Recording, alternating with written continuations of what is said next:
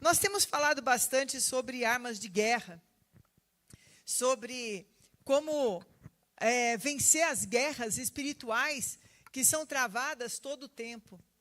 Mas hoje, falando sobre guerra, quando a gente pensa numa guerra, num filme de guerra assim, naturalmente nós vemos também pessoas feridas no meio da guerra. E hoje eu quero falar sobre o valente ferido. O que Deus tem, e depois nós vamos orar sobre isso, orar sobre curas.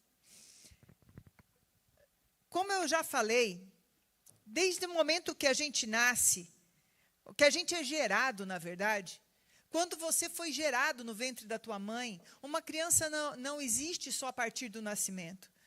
Por isso nós somos totalmente contrários a aborto. Somos mesmo, porque aborto é um assassinato de uma criança.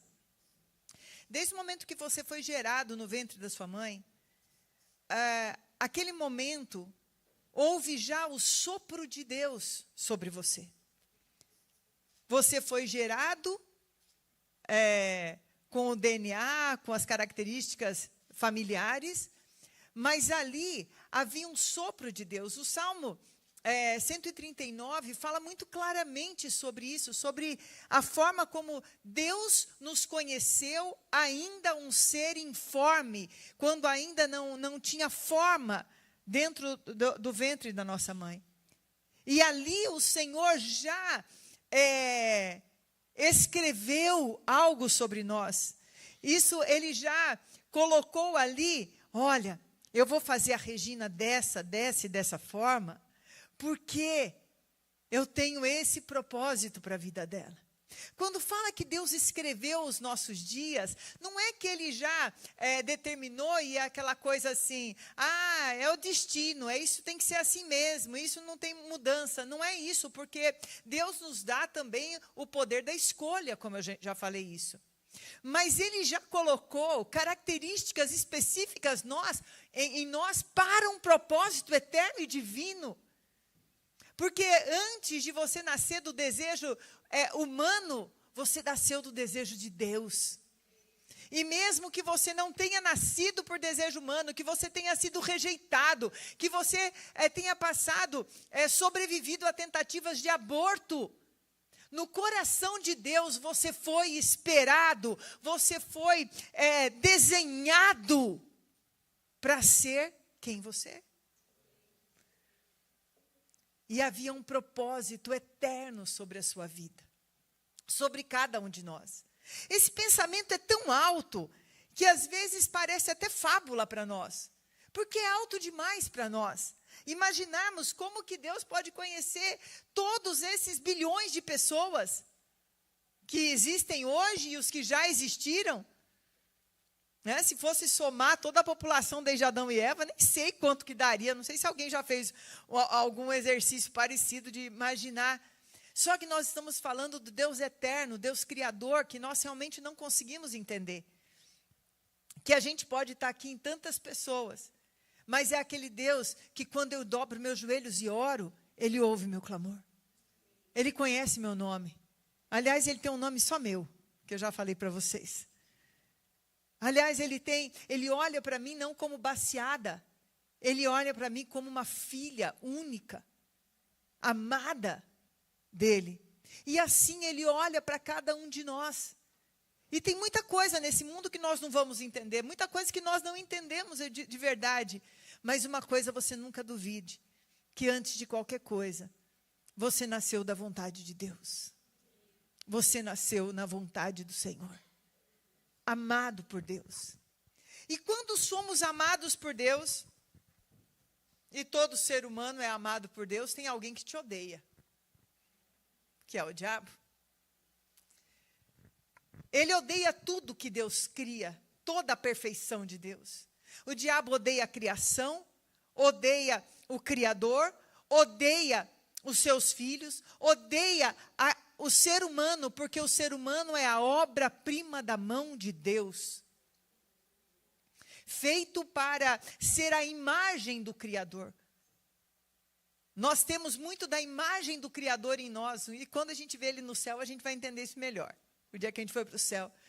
E ali começa já uma guerra espiritual, aonde o inferno vai lutar para destruir você, para te matar, para te destruir emocionalmente, e aí começam as guerras. As guerras. E as guerras que podem nos ferir, desde o momento que ainda estamos no ventre da nossa mãe. Existem muitas coisas que acontecem, que são as guerras. Quando a gente fala sobre isso, sobre feridas emocionais, feridas na alma, o diabo tenta também te matar, lançando enfermidades, também de outras formas. Mas hoje eu quero me deter na questão das feridas da alma ferida, do coração ferido. E qual que é o intuito do inferno com isso? E por que o Senhor, todo o tempo, está disponível para te trazer o caminho da cura da sua alma? Sabe, irmãos, a gente não precisa ficar com a nossa alma aprisionada pelas feridas que acontecem sim ao longo da nossa vida. E eu vou te dar uma notícia que não é muito boa. As feridas de um valente não acontecem só quando ele é bebê, na rejeição, na coisa, não. Durante toda a nossa caminhada, nós podemos ser feridos, e somos feridos. Somos feridos de várias formas. Tem 3 formas principais pela qual somos feridos. E aqui não me responde para você mesmo. Você identifica que tem alguma ferida no seu coração ainda não curada? Não precisa me contar. Pode. Se você identificar, vai aí já preparando o seu coraçãozinho, olhando essa ferida para o Senhor hoje, trazer um bálsamo para a sua vida. Vamos pensar uma coisa. A ferida emocional tem 3 formas. A primeira forma eu já falei para vocês, que é pelo inimigo das nossas almas. O inimigo das nossas almas, ele pode criar situações, usar pessoas maldosas para te ferir, usar outras pessoas que são movidas pelo inferno para te ferir. Você sabe que pessoas de fora podem te ferir, não sabe? Pessoas podem te ferir de várias formas, com rejeições, com traições, com palavras ruins, com atitudes de te diminuir. Hoje em dia se tem falado muito sobre bullying, até está exagerando, né? Porque às vezes até nem é bullying, mas virou. Mas realmente o bullying quer dizer maldades que fazem para deixar a pessoa se sentindo inferior, com várias situações. O inferno pode usar para te ferir. Mas também um valente pode ser ferido por fogo amigo. Ei! Nós podemos ser feridos dentro da própria igreja.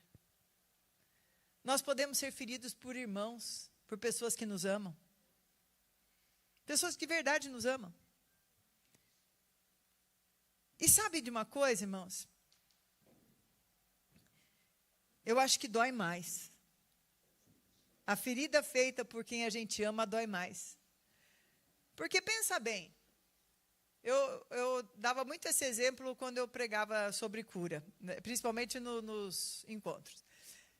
Quando alguém, vamos supor, né, tem muito, hoje diminuiu um pouco, mas tem muito machismo na questão de quando você está dirigindo, a mulher está dirigindo, né? Você já percebeu que quando uma mulher vai estacionar, para 2 ou 3 homens fica assim? Aí tem outro homem lá apanhando para estacionar e ninguém fala nada, né? E aí, vamos supor, você está dirigindo lá. Ê, tia, vai lá dirigir seu fogão. Tem umas frases assim, agora até diminuiu bastante, né? Aí, se alguém que você nem conhece, que não é nada, você vai assim, ó para você, ó. Não estou nem aí com o que você está falando. Mas se é alguém que você ama, que você respeita, se é seu pai, se é seu esposo, que faz a mesma coisa, aquilo pode trazer um sentimento de inferioridade e um sentimento de você falar assim, eu não consigo dirigir mesmo. Eu realmente sou incapaz de dirigir bem. Vocês estão me entendendo o que eu estou falando? Isso em qualquer área, entendeu? Algum amiguinho começou a brigar com você. Esse é só para dar risada um pouco, sabe? Quando eu era pequena, minha irmã disse que ela brigava muito com uma vizinha. Ah, eu tenho isso, você não tem. A outra respondia, eu tenho aquilo, você não tem. A minha mãe é isso, você não é. A minha mãe é isso. Aí uma falou assim, a minha mãe é chata e a sua não. Então, valeu até isso para ganhar a briga, entendeu? A minha mãe é mais chata que a sua. E minha mãe ouvindo minha irmã falando isso. E realmente, quando alguém que você não se importa, fala qualquer coisa para você, aquilo entra para o ouvido, sai para o outro. Não estou nem aí. Mas quando é alguém que você respeita, quando é o seu líder, quando é um irmão amado, quando é o esposo, a esposa, esses são as feridas feitas por fogo amigo. Que, na verdade, muitas vezes a pessoa nem queria te ferir. E aí eu abro até um parênteses aqui, para que nós possamos tomar um pouquinho mais de cuidado, para não ser aquele que fere. Hoje eu estava conversando com a Bia, e com a Laís lá fora, e eu estava falando um pouquinho sobre isso com ela, falei assim, sobre o quanto eu peço a Deus que eu não fira as ovelhas do Senhor. Que não seja eu, porque ninguém de nós está livre de uma palavra, de uma atitude ruim, está ferindo alguém, está machucando alguém. E nós temos que ter a humildade de pedir perdão para essa pessoa. Se a gente souber, né? Porque se a gente não sabe, como é que você vai saber, né? Pedir perdão, perceber. Sabe, eu tenho uma frase que vocês sabem que eu uso bastante, né? Que quando o crente tenta fazer papel do Espírito Santo, ele faz papel do diabo, né? Porque ele quer ser o Espírito Santo, mostrando tudo, ele acaba... E muitas vezes o crente, um cristão, um irmão amado, naquela tentativa de fazer algo bom na sua vida, pode ser usado para te magoar e te ferir. E tem a terceira forma da gente ser ferido também. E essa a gente não gosta muito de reconhecer. Quando nós fazemos escolhas ruins. Somos feridos pelas nossas próprias escolhas. Por nossos caminhos errados. Por nós decidirmos desobedecer ao Senhor, a palavra de Deus, andar no nosso próprio caminho. Por causa dos nossos, talvez, temperamento ruim, né? Às vezes a gente mesmo leva nossa vida para uma ferida emocional por causa daquilo que a gente faz. Mas uma coisa que eu queria falar, não importa. A misericórdia do Senhor é derramada para cobrir e curar qualquer ferida. Se a ferida que você tem foi feita por você mesmo, também existe uma coisa que se fala de saber se perdoar. Eu quero ler uma passagem da palavra de Deus muito, muito, muito conhecida, mas eu quero pensar sobre ela hoje, que é Provérbios 4, 23, que diz assim, sobre tudo que se deve guardar, guarda o coração, porque dele procedem as fontes de vida. Quando fala de guardar o coração, irmãos, fala de você ficar atento às feridas da alma não curadas que ainda estão dentro do seu coração. Me perdoe, irmão, mas eu não vou ficar aqui ensinando algo para vocês. Tá, dói. Oh, meu amor, vem cá, deixa eu dar beijinho. Que Sara, isso eu faço com meus netos. Hoje eu vou ensinar você como lutar com as feridas do seu coração. Não importa a forma como elas vieram. Foi através de alguém que te feriu? Foi através de você mesmo? Foi através de artimanhas do inferno? Não importa. O que a palavra de Deus diz é assim, Como Jesus já tinha falado, cara, você vai ter aflição no mundo, vai ter lutas, vai ter guerra. No meio das suas batalhas, o diabo vai tentar ferir você. Mas guarda o teu coração. Guarda o teu coração. Não aceite a ferida da alma como um decreto de que agora é assim. Porque eu estou triste mesmo. Porque...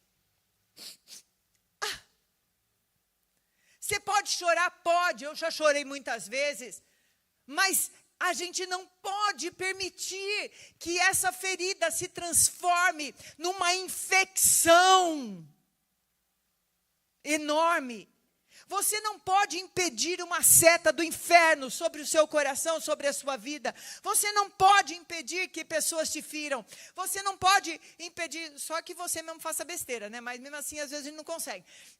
A gente não pode impedir, mas a gente pode sim ouvir a palavra de Deus e falar: eu não vou permitir que essa dor vire uma ferida infeccionada dentro de mim. Eu vou tomar atitude segundo a palavra de Deus, para que o Senhor possa me curar dessa ferida. Por que que o coração, o que diz essa palavra aqui, por que é tão importante? Porque o nosso coração é o alvo. Primeira coisa, porque um coração ferido é suficiente para destruir toda a motivação, todo o ânimo, todo o sonho, toda a força para construir um propósito. Uma pessoa com coração ferido, a palavra de Deus em Provérbios 17, 22 diz assim: o coração alegre é bom remédio, mas o espírito abatido faz secar os ossos. Quando o nosso coração está ferido, abatido, quando nós estamos com a nossa alma abatida, nós até enfermidades desenvolvemos. E existem enfermidades muito graves, muito sérias, que podem ser desenvolvidas por causa de um coração abatido, de um coração ferido. Quando você está com o coração ferido, você não tem ânimo de nada. Você não consegue ter esperança. Você não consegue ter sonho. Você fica totalmente neutralizado pelo inferno.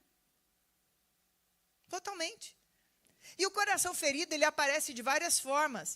Uma tristeza profunda, um sentimento de incapacidade, inferioridade, sentimentos de rejeição, ninguém gosta de mim, eu não consigo fazer. Um sentimento, sempre são sentimentos limitantes de medo.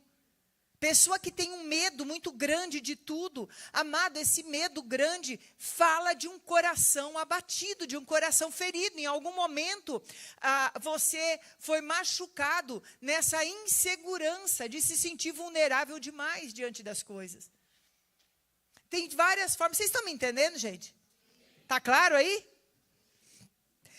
Primeiro motivo que o diabo prefere ferir a tua alma do que o teu corpo, é porque eu já vi pessoas morrendo, pessoas convertidas, chegando no final da vida e ganhando almas no leito dela de morte. Porque a doença do corpo, se a alma não está ferida, a pessoa é forte e cumpre um propósito até o final. A doença da alma, você pode ter saúde física, mas você se sente sem saúde. Ele bloqueia. Primeiro motivo é esse. Segundo motivo é que contamina a fonte de água viva que vem do valente. Existe uma fonte de água viva que flui dentro de nós. Jesus falou dessa fonte de água viva. Aquele que beber minha água nunca mais terá sede, porque fluirá uma fonte de água viva que vai fluir do seu ventre. Ventre, na palavra de Deus, ele tinha essa conotação daquilo que nós chamamos de coração hoje, que era o lugar onde o espírito está. É o ventre. Então, o Espírito de Deus, no nosso espírito, faz fluir o rio de Deus. Mas esse rio de Deus, se ele passa por um coração amargo, entristecido, a palavra que sai é uma palavra de amargura, de tristeza, uma palavra contaminada pela nossa dor. Como que a gente pode falar? Eu gostei daquilo que a pastora Gilda falou aqui, da forma como ela trouxe essa visão, esse ânimo para os seus discípulos. Se ela tivesse um coração contaminado, eu tenho medo de ir para o Rio de Janeiro, lá é muito perigoso, com coisa que aqui em São Paulo está uma tranquilidade, né, gente? Parece até que vocês moram no interior, né? Ter medo do Rio, você mora em São Paulo, gente. Se ela tem um coração contaminado de inseguranças, contaminado de amarguras, contaminado de medos, ao vir essa verdade ia sair contaminada. Dá para você entender? Então, o inferno quer muito destruir a tua fonte de água viva. E Deus quer muito curar essa fonte de água viva.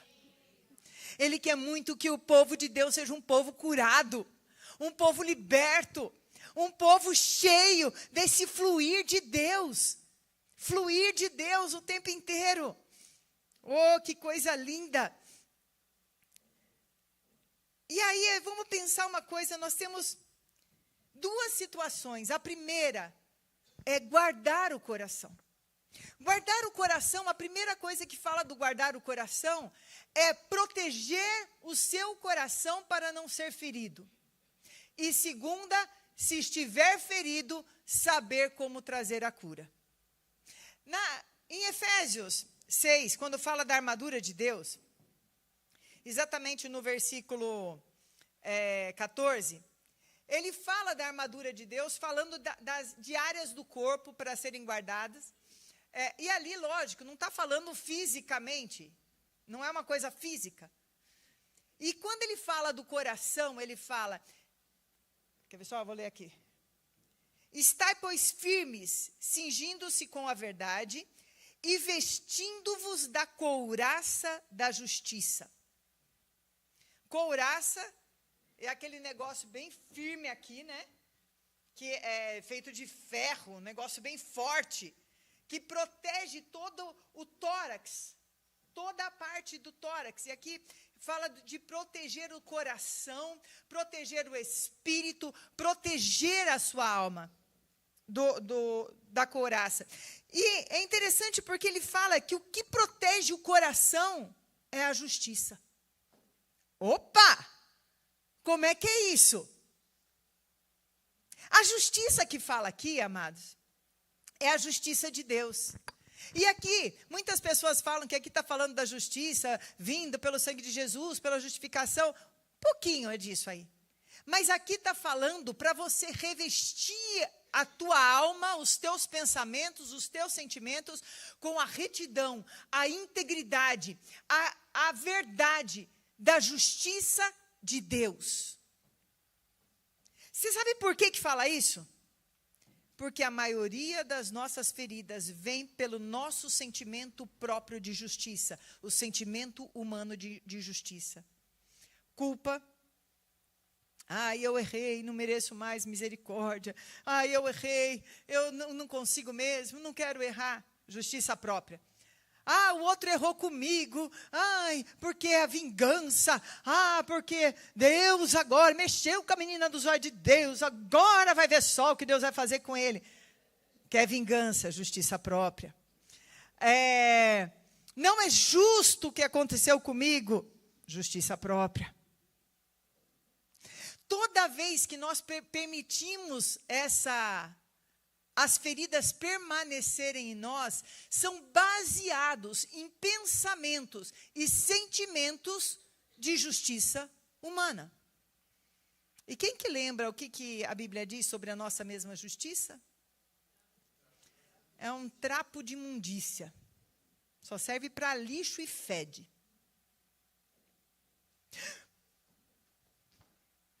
Mas será que Deus não viu o que aquela pessoa fez comigo? Viu? Viu? E Ele quer te curar, Ele sabe que dói, Ele está vendo a tua dor, Ele está vendo o teu coração. Mas não vai ser com esse pensamento que você vai ser curado. Vai ser tomado pela justiça de Deus. E como no mundo espiritual tudo parece um multiverso, né? O mundo espiritual é tudo de cabeça para baixo, é tudo diferente do que o ser humano pensa. A base da justiça de Deus, vamos fazer uma aula aqui agora. Agora eu quero ver. Qual é a base? A base, o começo, a estrutura, o alicerce da justiça de Deus. Quem sabe qual é? Quê? Ai, por isso que eu gosto de você, Eduardo. A misericórdia e o perdão. Tem gente que está até bufando, até o nariz encheu assim, sabe? Então eu só tenho que perdoar?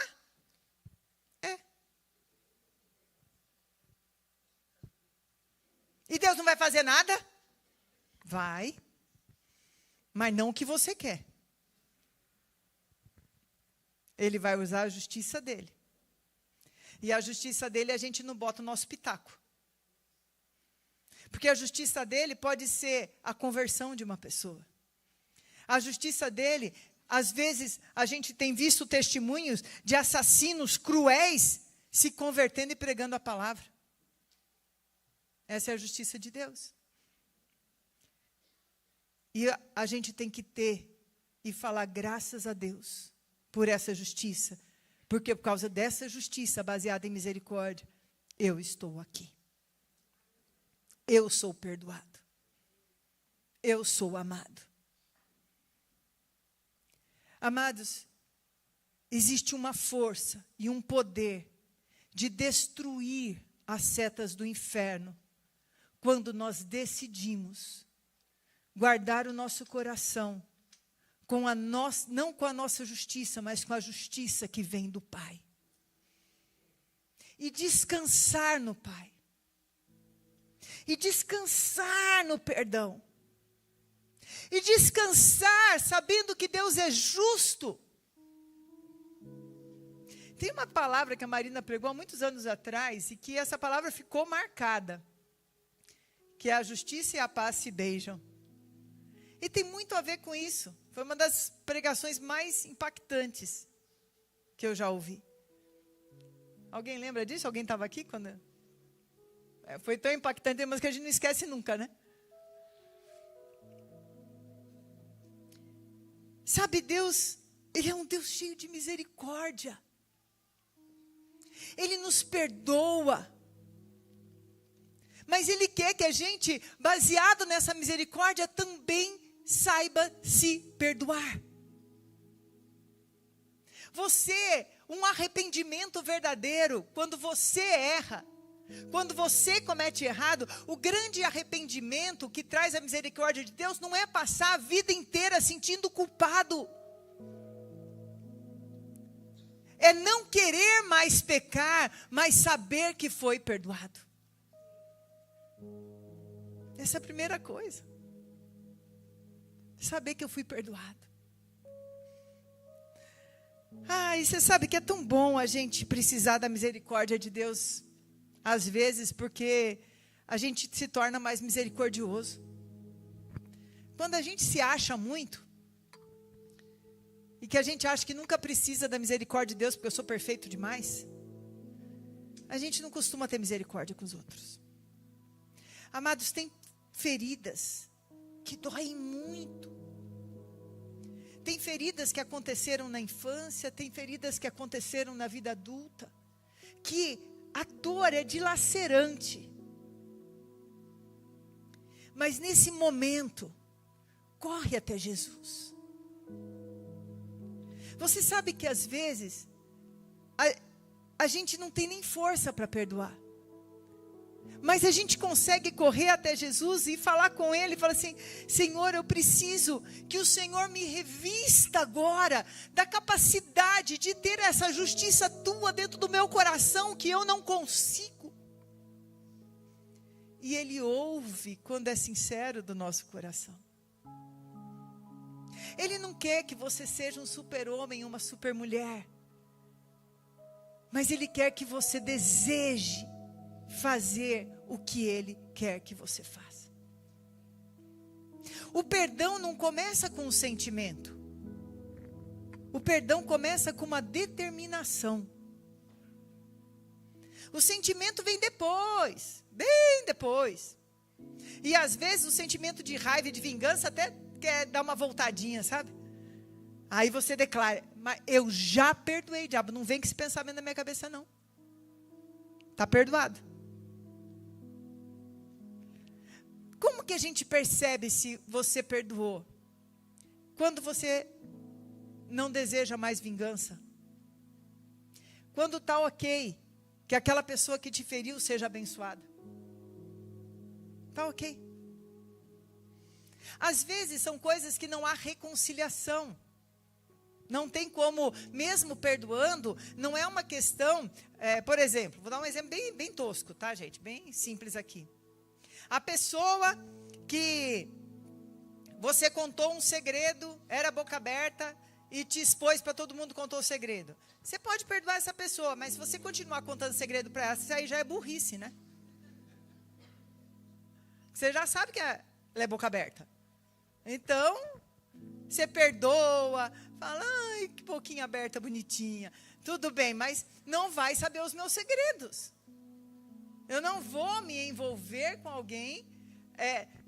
Tem níveis. Então, às vezes a gente acha que perdoar, o pessoal fala que perdoar é voltar ao mesmo estado de amizade. Não, isso é burrice. Tá? Você pode perdoar, mas saber a limitação do outro e saber conviver com a limitação do outro, que não dá para continuar ali. Certo? Um dos exemplos de perdão que a gente já ouviu aqui, eu vou falar porque já foi dado testemunho aqui há muitos anos atrás. Ela hoje está em missões, que é a Sheilinha, que ela deu testemunho de que ela sofreu abuso do próprio pai. Vocês lembram disso, né? Quando ela testemunhou aqui na igreja, tudo. E ela perdoou. Mas não voltou a ser amiguinha. Ai, vamos orar juntos, vamos? Não, lógico que não, né, gente? Óbvio que não. Mas foi desligada toda a dor. A ferida, ela, quando a gente coloca ali o item perdão, essa ferida começa a ser tratada pelo bálsamo de Deus. Sendo tratado pelo bálsamo do Senhor. E não, quando vem o bálsamo de Deus, não há lugar para infecções que causam mais danos. Mas quando não é tratada, começamos a ter danos sérios. Para terminar, Jesus quer curar você. Pedro teve uma ferida muito séria na vida dele, por causa do erro dele mesmo. Foi quando ele negou Jesus. Jesus falou que ele ia negar, e ele era tão pronto, falou: eu morro por ti. Ele falou: não vai morrer ainda não, Pedro, você vai morrer depois, mas agora você vai me negar ainda essa noite. E Pedro, depois de negar, veio uma ferida na alma dele, por causa de uma decisão errada dele mesmo. E ali, provavelmente, ele estava se sentindo totalmente incapaz. Pedro, que você vê em todos os evangelhos, que ele tinha uma liderança sobre os apóstolos, existia uma liderança natural de Pedro ali, com os apóstolos. Ele, de repente, ele amava Jesus, mas ali tinha sido minado. E Jesus vai encontrar com eles naquela última pesca milagrosa, papá. E quando Jesus está com Pedro, ele olha para Pedro para fazer Pedro lembrar quem ele era. Fala: Pedro, você me ama? Eu te amo, Jesus. Então, cuida das minhas ovelhas. Mas Jesus sabia que ele não estava curado ainda. Pedro, você me ama? Pela segunda vez. Amo, Senhor. Então cuida das minhas ovelhas. Pedro, você me ama? Só que ele falava, ama ágape. E Pedro respondia um amor como assim, o senhor sabe que eu gosto de você, né? Sabe que o senhor é meu brother. Que era o Fileu. Ele não conseguia responder mais com tanta ousadia. E na última vez, ele fala, o senhor sabe todas as coisas. Como nesse momento ele entregasse e permitisse que Jesus curasse ele. Então, Pedro, apacenta as minhas ovelhas, volta para o teu propósito, tira essa dor do coração. Jesus hoje está olhando para você e fazendo a mesma pergunta. Você está disposto hoje a se perdoar? A perdoar a pessoa que te feriu? Eu não consigo. Pela segunda vez, você está disposto a perdoar? Não consigo sentir de perdoar. Não foi isso que eu te perguntei? Você está disposto a colocar a minha justiça no lugar da tua justiça? Se você tiver, o resto eu faço.